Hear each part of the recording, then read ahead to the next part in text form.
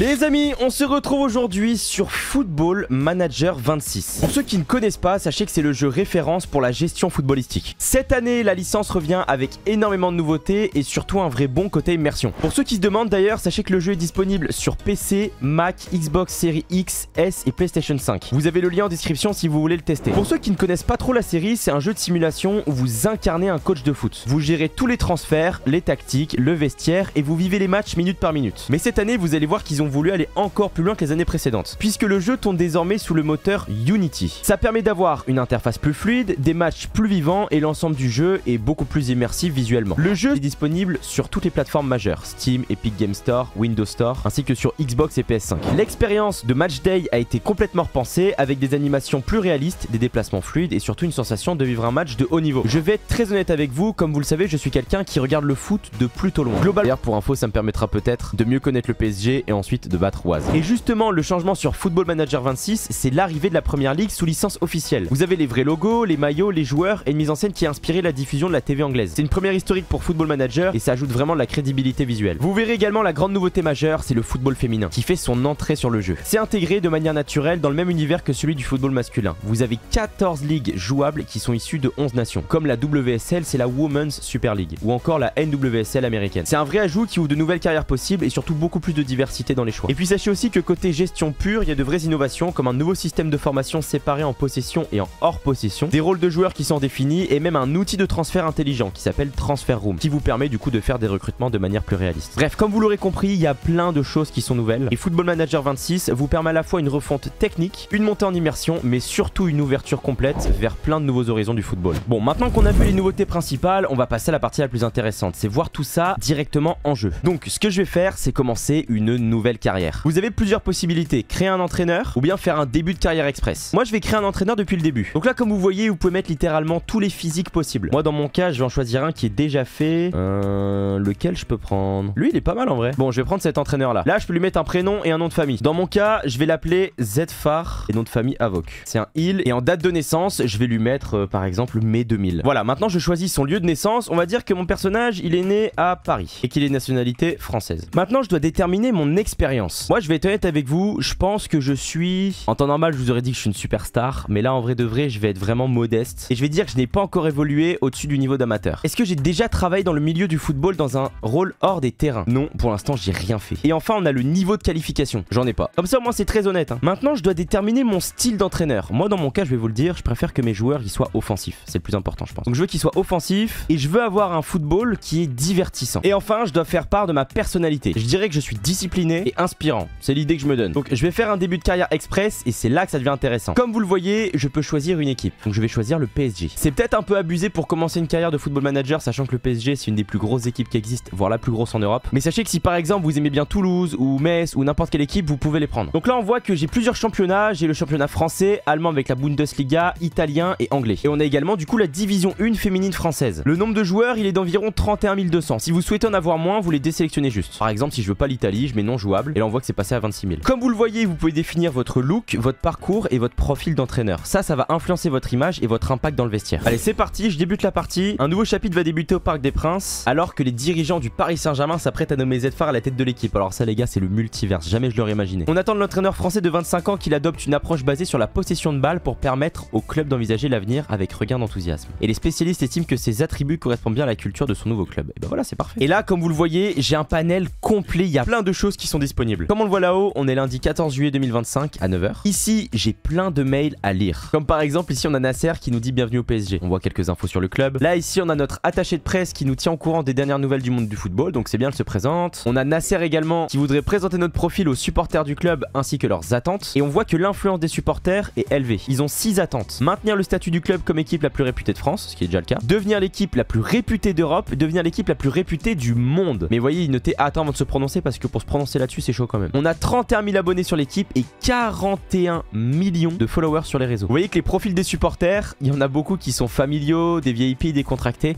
il y a beaucoup de footix. Ça, les gros footix, c'est comme moi. Oh les bâtards.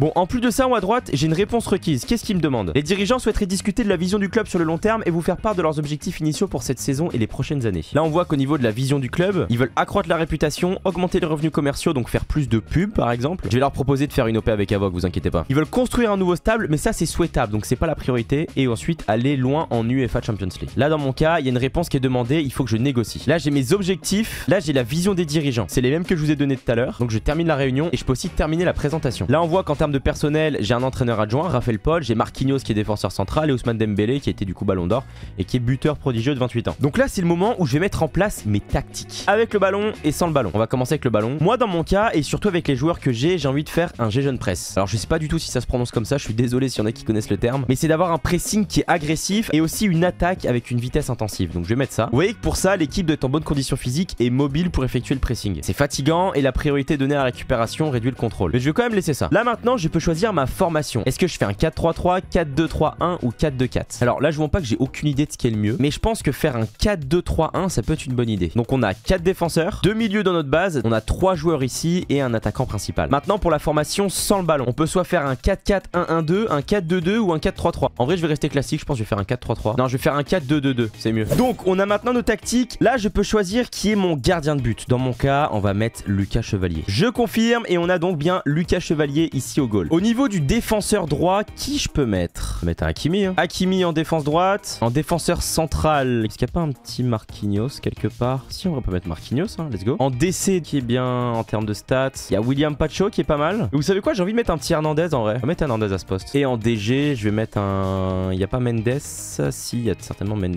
il est où? Il est là, il a 3 étoiles, c'est peut-être l'un des meilleurs d'ailleurs. Il y a aussi Neves ici. On va rester avec Mendes. Comme vous l'avez compris, vous avez la possibilité vraiment de partir de zéro, de choisir les équipes que vous voulez, de faire les formations que vous voulez, les tactiques que vous voulez, les salaires que vous voulez. Tout est possible sur Football Manager 26. Là dans mon cas pour la démo je vous prends l'exemple du PSG parce que c'est peut-être le plus facile à comprendre, mais si jamais vous venez à faire une toute nouvelle expérience, vous pouvez partir de rien. Je vais continuer à remplir ici et puis on se reprend juste après. Je sais pas ce que vous pensez de la compo, mais elle a l'air sympa. Maintenant on a le Raphaël Paul, donc c'est mon adjoint, qui veut me présenter le staff technique. Bon bah t'es bien gentil. Il me dit nous affrontons 3 samedis et vous pourriez trouver utile de déléguer certaines tâches à votre équipe technique en attendant d'avoir pris toutes vos marques au sein du club. Ça c'est pas bête. Nous nous occupons déjà de tout s'agissant de l'entraînement, vous pouvez effectuer vos propres modifications et les préparateurs organiseront tout pour s'assurer que les joueurs travaillent les tactiques que vous avez mises en place. Donc là vous voyez on a la possibilité de gérer tous les entraînements au niveau de la semaine. Mettre plus ou moins des intensités d'entraînement, mais le problème c'est que plus tu fais une intensité d'entraînement, plus aussi tu as des risques de blessures ou bien que tes joueurs soient épuisés. Il me dit que bien sûr c'est moi qui choisis ma propre tactique. Lors des jours de match, je peux leur demander de gérer des consignes particulières ou les causeries d'équipe et ils peuvent diriger également le PSG si jamais c'est des matchs moins importants ou matchs amicaux. Moi ça me va. Et comme vous le voyez, le prochain match c'est du coup aujourd'hui contre 3 comme on nous l'avait dit. Là actuellement il est 8 h du matin. Par contre on a reçu des mails qui nous disent que Joao Neves s'est blessé. Il a une entaille à la jambe, il peut seulement revenir dans 6 à 9 jours. Bah écoutez on va reposer le joueur pendant une semaine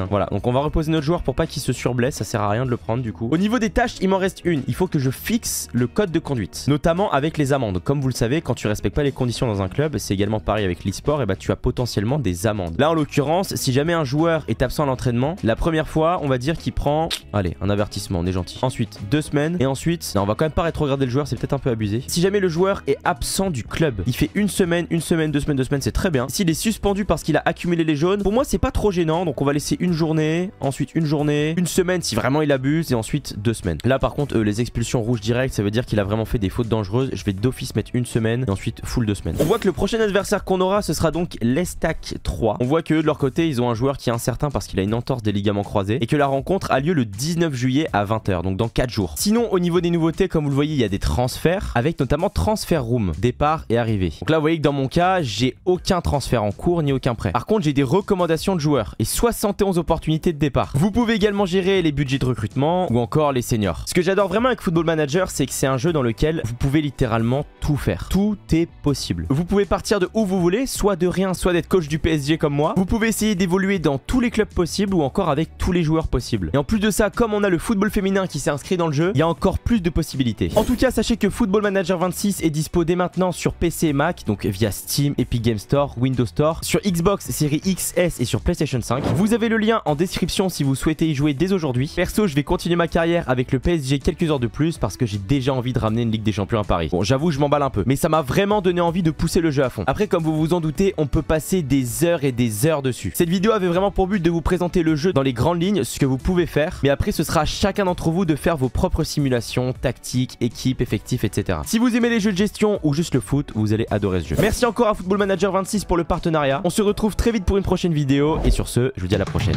Ciao ciao.